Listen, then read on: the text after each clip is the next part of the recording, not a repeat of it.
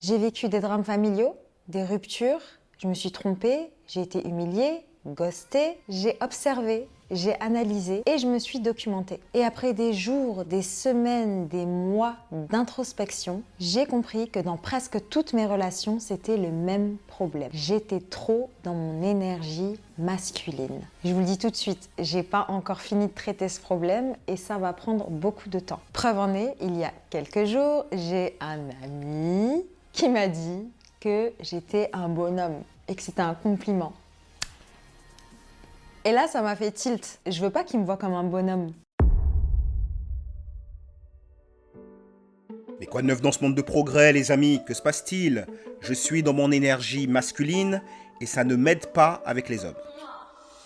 Selon Audrey Bresson, nous avons tous de l'énergie féminine et de l'énergie masculine dans nos corps énergétiques. L'énergie masculine et féminine sacrée n'a rien à voir avec le genre. Et les hommes et les femmes peuvent puiser dans ces deux essences. Typiquement, l'une de ces énergies est toujours dominante. Ainsi, un homme et une femme peuvent avoir des prédominances en énergie masculine ou féminine. C'est le yin et le yang. Il s'agit de trouver un équilibre. L'énergie féminine est une énergie de réception. C'est la création, le lâcher-prise, la matrice, l'expression de ses émotions, l'amour de soi, le respect d'autrui et la bienveillance. L'énergie masculine, ça va plus être dans le contrôle, la protection de son environnement, la rigueur, la stabilité, le rationnel, être structuré, avoir des règles. Le masculin sacré est le maître de la planification et de la mise en place des lignes directrices basées sur la logique et l'expérience. Vous voyez où je veux en venir? Une femme qui va être trop dans ses énergies masculines, dans ses relations sentimentales, à vouloir planifier, organiser, s'investir, même finir par courtiser son crush, n'aura probablement jamais de traitement de princesse et va attirer des hommes dans leur énergie féminine de réception.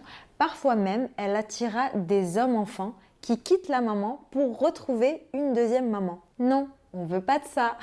L'énergie masculine, c'est formidable dans le travail, quand on a des projets, quand on est dans l'action, dans l'ambition. Mais quand on rentre à la maison, on a envie de lâcher prise, d'être protégé, d'être choyé et aimé par son partenaire. Parce qu'on est des femmes, on est vulnérables et on a besoin de se sentir aimé, choyé et protégé.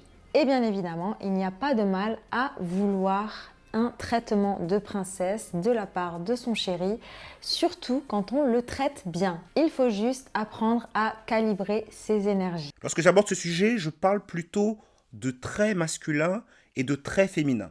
Les traits masculins, la virilité, ce sont les traits qui permettent de conquérir et de protéger. Donc je suis tout à fait d'accord avec elle, je la rejoins lorsqu'elle dit que c'est très bon sur le marché du travail. Les traits masculins, c'est bon, c'est ce qu'il y a de plus adéquat avec le combat, avec le conflit, c'est très bon lorsque vous allez au front. J'aimerais bien que tu me racontes un petit peu le process de t'être intéressée à ce sujet. Comment ça t'est venu en fait? Alors en fait, moi, c'est par rapport à mes relations, qu'elles soient Ouais. amicales ou en amour en fait. Et je me rendais compte que je répétais un certain schéma, que je tombais toujours sur le même profil de personne. Et je suis quelqu'un qui me remet énormément en question et qui introspecte. Et à force d'introspecter, en m'intéressant au développement personnel et tout ça, j'ai pu m'intéresser aux énergies féminines, Ouais. masculines, et conscientiser que j'avais énormément d'énergie masculine. Déjà, je suis l'aînée de toute la fratrie, et même de mes cousins. Je suis vraiment la toute première des petits-enfants. Entourée de garçons, ça joue beaucoup sur l'énergie.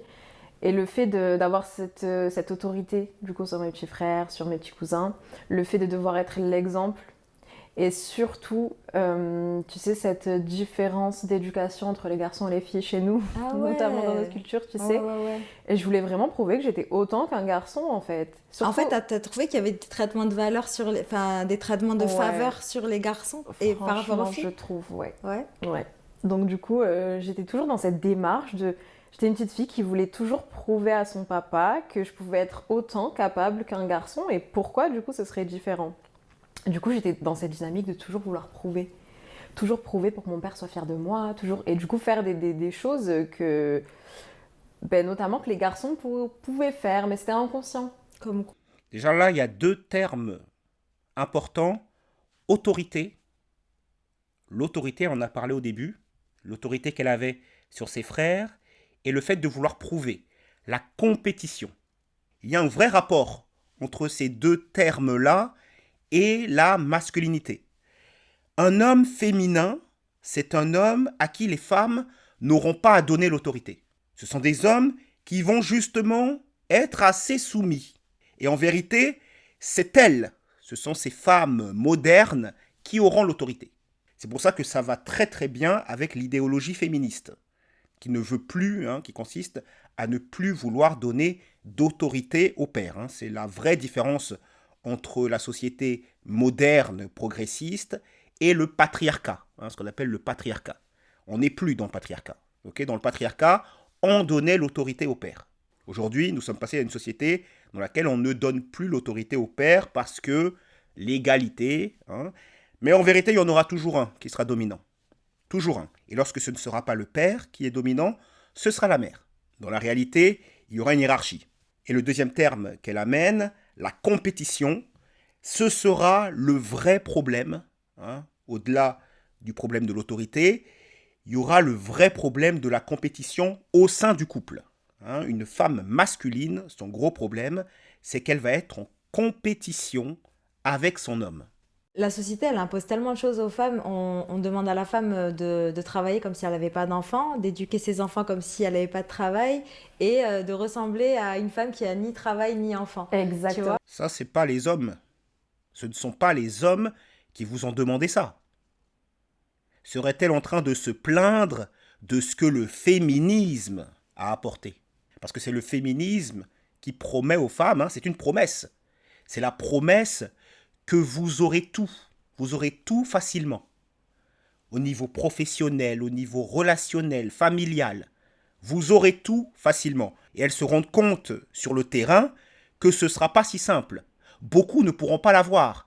En vérité, le temps n'est pas extensible et votre énergie n'est pas extensible. Tout ça est limité. Chaque chose se fera au détriment d'une autre. Et ce n'est pas le patriarcat qui a imposé ça aux femmes. Le patriarcat comprend parfaitement la distribution des rôles et la spécialisation, l'existence même de rôles. C'est l'époque moderne qui ne veut plus de rôle et qui dit qu'il n'y a plus de rôle, il n'y a plus de rôle pour les femmes, il n'y a plus de rôle pour les hommes. Tout le monde a tous les rôles. Et sur le terrain, on voit que ce n'est pas si aisé. Donc c'est beaucoup de pression et ça peut pousser un peu au burn-out. Exactement, mais c'est pour ça que les femmes sont beaucoup plus sujettes au burn-out. Et aussi, j'ai vu... Tiens donc, est-elle en train de nous dire que les femmes sont moins adaptées à ce monde capitaliste du travail que les hommes? Est-ce que c'est ce que tu es en train de nous dire? Les féministes ne vont pas être contentes, Vu, tu m'arrêtes si j'ai faux, le cycle d'une femme, il est beaucoup plus long. C'est-à-dire que comme il correspond au cycle de l'ovulation, de 28 jours, tandis que le cycle d'un homme, il est d'une journée. Et donc la société va valoriser tout ce qui est productivité, travail vite fait, bien fait, etc. Tandis que la femme a besoin de plus de lâcher prise et de repos. Exactement. En fait, on fonctionne de façon cyclique. Et la vie fait qu'on doit être constante. Et l'homme, son cycle, il est constant, tu vois. 24 heures, c'est le cycle qui est parfait pour aller travailler. Voilà, tu te lèves le matin, machin, tu rentres, tu dors.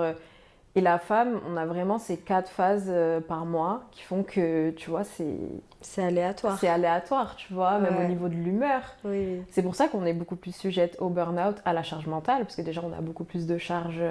On a beaucoup plus de pression sociale, tu vois. Au travail, on a beaucoup plus à prouver côté carrière qu'un homme. Ça, c'est leur théorie. Les hommes sont privilégiés, etc. Est-ce que ce n'est pas, comme vous êtes en train de dire, faut qu'elle aille jusqu'au bout, faut qu'elle soit conséquente. Est-ce que ce n'est pas juste que les hommes et les femmes sont différents? Est-ce que c'est juste pas ça le problème? Parce que tout le monde a la pression, Tout le monde a la pression. La pression, c'est pas que sur les femmes. On n'attend peut-être pas exactement la même chose des femmes que des hommes, mais il faut savoir que les hommes, ils n'ont pas le choix. Les femmes, au moins, elles ont le choix. Une femme qui veut travailler, elle travaille. Une femme qui veut se trouver un homme qui a les moyens de l'entretenir, elle peut le faire aussi. Les hommes, ils n'ont pas le choix. Les hommes, faut, coûte que coûte, réussir professionnellement. Un homme qui s'abandonne, qui se laisse aller, il finit dans la rue, il crève la gueule ouverte. Hein. Et ce ne sera pas une femme qui viendra le sauver. Les hommes aussi ont de l'énergie féminine, mais en fait à un certain degré. Et les femmes qui ont trop d'énergie masculine vont attirer des hommes qui ont plus d'énergie féminine. Est-ce que ça a déjà été ton cas ? Justement, comme j'avais et j'ai encore toujours une forte énergie masculine, donc j'avais tendance à attirer des hommes avec une forte énergie féminine. Et du coup, quand tu es dans ce cas-là, en tant que femme, ben, c'est toi qui... Parce que des fois, tu as envie que l'homme il prenne les choses en main. Tu te dis, ouais, mais ce serait bien que de lui-même, il fasse les choses ou qu'il organise des choses. Ou qu'il... Je veux qu'il ait le rôle d'initiateur. L'homme doit être proactif et initiateur. Pense à prendre les devants. Et en fait, c'est pas le cas quand un homme il est dans son énergie. Eh oui, vous voulez des leaders. Mais les leaders, ce ne sont pas des hommes dominés. Les leaders, ce sont les dominants. Et c'est ça le gros problème des femmes masculines. C'est qu'elles veulent un dominant, mais elles sont elles-mêmes dominantes. Le dominant ne cherche pas des dominantes. Le dominant, il veut une femme soumise. J'ose le mot soumise. Hein, soumise, pas dans le sens, c'est une esclave, hein, qui doit tout faire comme une esclave pour lui. Soumise dans le sens, elle lui laisse le leadership. Voilà, c'est ça, soumise. C'est soumise dans le sens, elle lui laisse le leadership. Les femmes masculines ont du mal à laisser le leadership à quelqu'un. Elles ont du mal à laisser le contrôle à quelqu'un. Elles veulent le contrôle. Féminine. Ouais. Et en fait, c'est ça, quand j'étais dans ce dilemme-là, je me disais, mais pourquoi j'attire toujours des hommes qui prennent pas les choses en main, qui prennent pas en charge les choses. Et bon, du coup, c'est comme ça que je m'en suis rendu compte. Mais à un moment donné, en fait, c'est toi qui dois toujours... en fait, ça émascule. Ça émascule quelque part l'homme aussi d'un côté. Ouais. Quand il a beaucoup d'énergie féminine, ça le dérange pas. Mais... il faut laisser faire aussi les hommes parce qu'ils aiment bien avoir le rôle du provider pour la plupart des hommes. Mais c'est ça. Il faut leur laisser cette place. Et quand ils n'ont pas cette place, ils sont en retrait et ils ne sont pas heureux. Pas que du provider. C'est là où beaucoup de femmes se trompent aussi. Hein, je le vois souvent sur les réseaux sociaux. Pas que du provider. Il veut bien être un pourvoyeur, mais il veut être un pourvoyeur quand il est reconnu à une place, hein, on lui donne une certaine autorité. Être un pourvoyeur demande une autorité, hein, qui vient récompenser ce rôle de pourvoyeur. Le problème aujourd'hui, c'est que nous avons des femmes qui biologiquement continuent à chercher des hommes pourvoyeurs, mais comme elles ne veulent pas leur donner la moindre autorité, eh bien, il y a problème, il y a clash encore. Heureux. Exactement. Et comme moi, j'étais trop dans le contrôle, j'avais besoin de... C'est paradoxal, hein, parce que d'un côté, tu as envie que la personne, elle prenne les devants et tout, mais d'un autre côté, tu n'arrives pas à lâcher prise et à faire confiance. Merci beaucoup. Hein, tu n'arrives pas à faire confiance. Évidemment. Tu n'arrives pas à lâcher prise et à faire confiance pour qu'ils puissent prendre les choses en main, tu vois. Donc, c'est très paradoxal, mais au moins, ça m'a permis de me rendre compte. Et en fait, le truc, c'est qu'il faut vraiment lâcher prise. L'énergie féminine, c'est vraiment du lâcher prise à l'état pur, se laisser guider, se laisser mener. Et c'est ce que j'ai toujours eu du mal à faire dans mes relations. Et donc, dans cette relation-là, c'était plus un homme-enfant, quoi. Tu devais t'occuper de tout. C'est quoi qui te dérangeait, les tâches qui t'ont poussé à te dire « ouais, non, là, c'est bon, quoi ». Ben, en fait, c'est vraiment la charge mentale à un moment donné, tu vois. C'est la charge mentale et de te dire, mais en fait, si je dis pas, il fait pas... C'est vraiment drôle, hein, ça. Toutes ces féministes, hein, je ne parle pas de cette femme en particulier, hein, mais toutes ces féministes en général, qui veulent prendre les choses en charge, qui veulent dominer la situation, qui veulent le contrôle, et qui ensuite se plaignent de la charge mentale. La charge mentale, ça va avec les responsabilités, hein, tout simplement. Plus tu en as, plus tu assumes vouloir le leadership. Parce que c'est ça, en fait. Hein, parce que le refuser à l'homme, c'est prendre. Hein, c'est en fait prendre le leadership. Donc prendre le leadership pour ensuite se plaindre de la charge mentale due aux responsabilités du leadership, c'est complètement contradictoire. Et c'est pour ça que les féministes seront souvent dans des positions inconfortables entre leurs besoins biologiques d'être en sécurité, hein, d'être protégées, et cette masculinité, cette virilité hein, qu'elles ont cultivée, elles sont toujours dans un entre-deux. Tu as parlé d'un truc qui m'a intéressée, c'était le princess treatment. Ouais. Et du coup, j'ai écouté ce que tu disais et je disais, mais moi, j'ai jamais eu le princess treatment. C'est quoi ce truc, princess treatment? Et en fait, je me suis rendu compte que j'ai des copines, à chaque fois qu'elles sortent, elles se font... Enfin, je veux dire, elles se font pomponner comme des princesses, quoi. Enfin, je veux dire, elles se font offrir des cadeaux, elles se font offrir des voyages. Les mecs s'occupent d'elles comme si c'était des petits bijoux. Et moi, c'est vrai que j'ai jamais, enfin, de mon souvenir, après, je suis tombée peut-être sur des où je les ai mal choisis, peut-être. Mais je suis jamais tombée sur ça, en fait. Et après, ça m'a permis, grâce à toi, j'ai fait une introspection. Et j'ai vraiment réfléchi un petit peu, j'ai fait mon profil psychologique et je me suis rendu compte, bon, j'ai perdu mon papa, j'avais 9 ans. Ma mère, elle s'est retrouvée, j'ai beaucoup le modèle de ma maman aussi, elle s'est retrouvée avec 3 filles, célibataires à 40 ans. Ouais. Célibataire, enfin veuve à 40 ans. Je la voyais enchaîner les travails, c'était vraiment très difficile pour elle et elle assurait vraiment, elle s'est mise en mode survie. Ouais, le mode survie, c'est l'énergie masculine. L'énergie masculine. Donc à bosser. Donc vraiment moi j'avais une obsession, c'était rendre mon père fier de moi. Ensuite pour l'éducation, parce que j'ai une petite sœur et j'ai ma grande sœur aussi. Ma grande sœur elle est tombée malade à ce moment-là. Donc j'étais un peu la grande sœur de mes sœurs. Je suis partie loin pour étudier. Donc comme j'avais de très bonnes notes, j'étais un peu l'exemple on va dire et la personne qu'on redoute et qui doit taper sur les doigts des petites sœurs quand elles ont des mauvaises notes, etc. Ma mère m'appelle et en fait inconsciemment, elle m'a fait jouer le rôle du daron, ma mère, parce qu'elle avait besoin d'un soutien. Et comme moi, j'étais la meuf irréprochable, t'avais ce côté autoritaire. J'avais ce côté autoritaire, mais j'ai pas choisi de l'avoir. On y revient, hein. L'autorité. C'est vraiment pour être en soutien avec ma mère. T'as été conditionnée comme ça. Mais le problème, c'est que j'ai jamais été la grande sœur de ma sœur. J'ai été son père. Et c'est pas ça. Une sœur, elle doit être, tu vois, la sororité. En plus, les énergies féminines, elles se chargent entre elles, tu vois. Et du coup, ma sœur... quand je l'avais au téléphone, c'était pour la gronder. À chaque fois que je l'avais au téléphone, c'était pour la gronder. Et du coup, elle m'a détestée pendant des années. Moi, c'est pas le rôle que je voulais. T'avais cette mauvaise posture. Voilà. Et donc, du coup, ça a un petit peu accentué ma masculinité. Et après, j'ai perdu ma sœur. Donc là, encore plus. En plus, la personne avec qui j'étais quand j'étais avec ma sœur... Quand j'ai perdu ma sœur, elle n'était pas là pour moi et tout. Donc ça, gros traumatisme niveau sentimental. Donc ça m'a encore plus fermée et mis en mode survie. Et du coup, maintenant, mes rapports avec les hommes, c'est très compliqué. C'est très, très compliqué. Et comment avoir... En plus, ma mère, l'exemple, parce que là, je te la fais courte, hein, parce que après ma mère, elle a refait sa vie, etc. Mais je la voyais tout payer à chaque fois. Tu vois ? Je la voyais assurée pour tout le monde. Je dis, mais laisse-le payer de temps en temps. Laisse-le faire les choses, etc. Prendre les choses en main.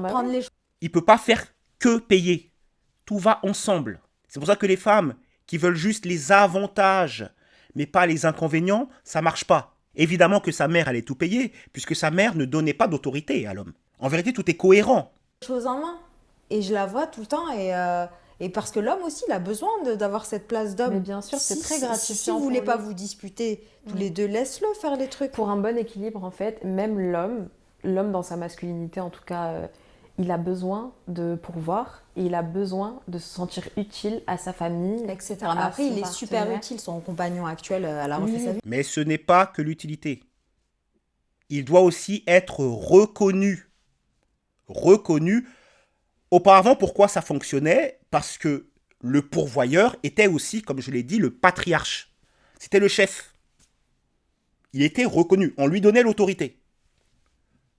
Vous comprenez ? Vous ne pouvez pas faire l'un sans l'autre. Il est utile à sa manière. Bien sûr. Mais c'est vrai que des fois, ma mère, elle rouspète parce qu'il ne prend pas assez les devants. Ou voilà. Mais je lui dis, mais le dialogue, il faut communiquer. Il faut pas seulement communiquer. Ça va plus loin que ça. Si vous êtes une femme et vous voulez que votre homme agisse pleinement de manière masculine, vous devez lui laisser le leadership. Il n'y a pas d'autre solution. Vous devez lui laisser le leadership. Que tu sois dans la réception, tout le temps là, tu prends les initiatives, tu le laisses pas faire. Exactement. Et donc du coup, le princess treatment, parce que moi je veux savoir comment est-ce que on devient une princesse. C'est vrai. Ouais.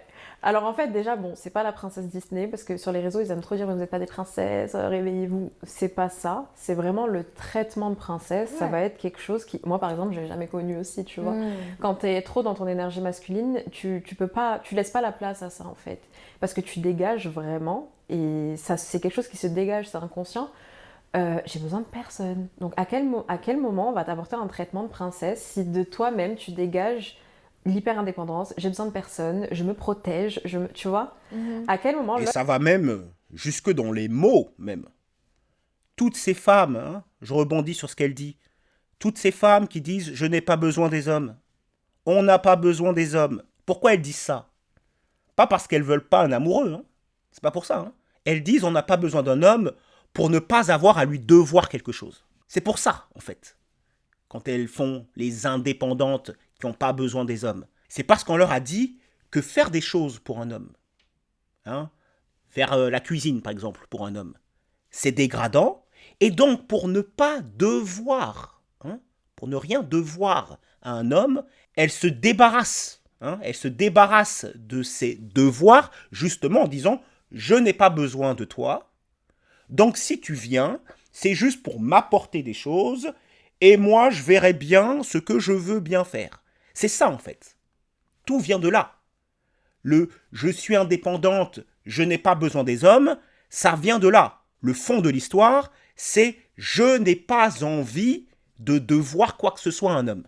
Et après, elles viendront s'étonner que les hommes ne veulent pas s'engager avec elles, que les hommes ne veulent pas prendre leurs responsabilités vis-à-vis d'elles. C'est ça l'engagement. Hein. Ils ne veulent pas prendre leurs responsabilités vis-à-vis d'elles. Ils ne veulent pas prendre des initiatives, organiser des rendez-vous, me payer le resto, me donner le princess treatment. Hein? Ils ne le font plus, mais c'est tout à fait normal en vérité. Mais en fait, plus tu vas te rapprocher de ton énergie féminine, plus tu vas être dans une énergie de réception, de douceur, de ressenti. En fait, tu te laisses guider et plus tu vas attirer l'énergie qui va te compléter, donc l'énergie masculine, et qui va justement t'apporter tout ça. Et ce traitement, vraiment, plus tu parais... Enfin, c'est fou à dire, je sais qu'on va attraper ma veste, mais plus tu parais vulnérable, tu sais... Mais c'est pas... Au fond de toi, tu sais que t'es pas vulnérable, tu sais te protéger, tu vois ce que je veux dire? Mais plus tu dégages quelque chose de vulnérable, plus on va avoir envie de te protéger, de t'apporter, te chouchouter. Tu vois ce que je veux dire? Elle sait, hein, on va m'attraper ma veste. Elle sait, rien que... Alors que là, elle a rien dit encore, là. Là, elle a même pas encore parlé des rôles des femmes. C'est le sujet, hein. C'est le sujet tabou. Hein. Elle a même pas encore parlé des rôles des femmes. Elle parle juste d'énergie féminine et de lâcher prise. Et rien que ça, elle sent déjà qu'elle est hors des clous. Voyez? Idéologiquement, elle sent qu'elle n'est déjà plus politiquement correcte. Alors que si tu dégages vraiment le truc de moi je suis forte, j'ai besoin de personne, hein, à quel moment on aura envie de te chouchouter comme une princesse, tu vois? La princesse, c'est vraiment tu vois, la femme la femme en tout cas dans son énergie féminine pure, c'est la vulnérabilité. Et la vulnérabilité, il y a beaucoup de gens qui ont du mal avec ça. La société a diabolisé le fait d'être vulnérable. Faible. Mais même moi, dans mon éducation, c'était comme ça. La société moderne diabolise, rejette l'idée de la vulnérabilité des femmes. Une femme vulnérable, c'est une idée problématique puisque les femmes doivent être à l'image des hommes. Et c'est pour ça qu'il y a un malaise constant. Parce que dans la réalité, les femmes sont vulnérables. Une femme, c'est vulnérable. C'est une réalité biologique. Les femmes sont bien plus vulnérables que les hommes. Et comme elles sont vulnérables, elles doivent constamment surjouer. Elles doivent constamment faire le bonhomme. C'est ça en fait, la féministe fait le bonhomme. Mais on sait tous, c'est un secret de polichinelle, parce qu'on sait tous qu'elle est vulnérable. Oui, aux gens, c'est de l'énergie masculine. Mais le fait d'accepter que oui, à certains moments, je suis vulnérable, je parle de mes ressentis. En fait, j'arrive à parler de mes ressentis et à dire oui, bon là, actuellement, ça va pas. Je me sens comme ça, j'ai tel ressenti. C'est accepter ces ressentis, c'est de l'énergie féminine. Et en fait, il faut être fort pour accepter d'être vulnérable. C'est une force. Quand même, c'est clairement tu une vois force. Le mot force, le concept de force, il y a beaucoup d'aspects dans la force. D'accord? Et c'est pour ça que je dis, être fort, ça veut dire beaucoup de choses. Bien sûr qu'une femme doit être forte, en fait. Une femme doit être forte. Le problème, c'est que dès qu'elles entendent ça aujourd'hui, dès qu'elles entendent forte, faut être forte, elles comprennent, faut être en compétition avec les hommes. Pour elles, c'est ça, être forte. C'est être en compétition avec les hommes.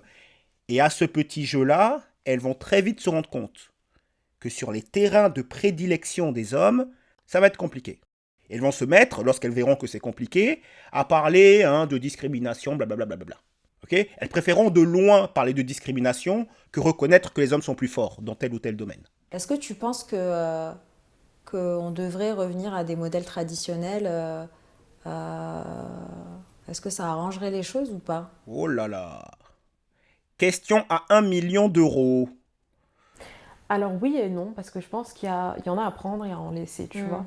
Dans les modèles traditionnels, il y avait quand même des choses qui, bon voilà, souvent la femme elle était 100% dépendante de son mari, et des fois quand ça se passait mal, c'était compliqué de s'émanciper en tant que femme, tu vois. Ouais.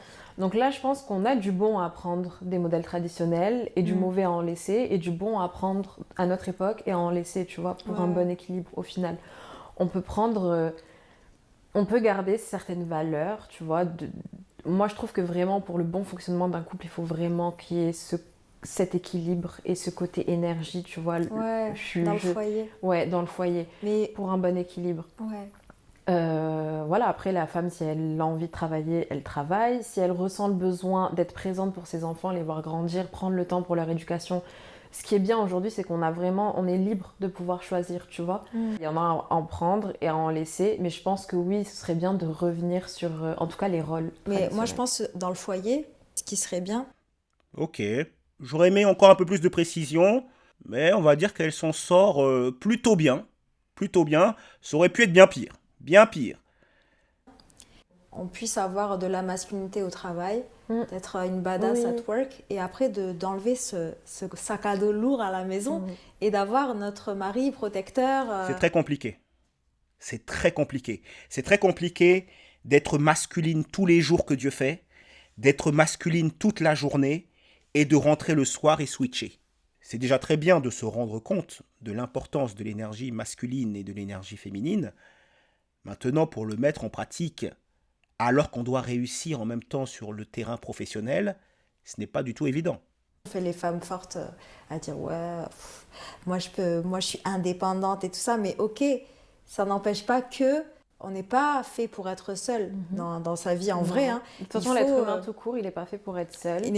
On est des êtres qui sont faits pour vivre en communauté, en tribu. Et d'ailleurs, il y a une étude qui dit qu'il faut au moins 7 personnes pour éduquer un enfant. Tu vois ce que je veux dire? Tu vois, la figure paternelle, maternelle. Et puis même l'entourage, etc. Il faut une moyenne de 7 personnes pour éduquer un seul enfant. C'est hyper intéressant, Et donc du coup, dire que oui, seul, machin, non, ça n'existe pas. Il faut juste... Alors là, c'est un autre sujet, assez vaste aussi, sur l'éducation des enfants, les rôles que doivent remplir les deux parents, le rôle de disciplineur, souvent ce sont les hommes qui prennent ce rôle. C'est un autre sujet que nous aborderons dans de prochaines vidéos. C'était Cameron, diffusion 112. Dites-moi ce que vous pensez de tout ça dans les commentaires. Abonnez-vous pour ne rien manquer des prochains décryptages. Et n'oubliez pas, toujours droit dans vos bottes, choisissez consciencieusement votre propre chemin.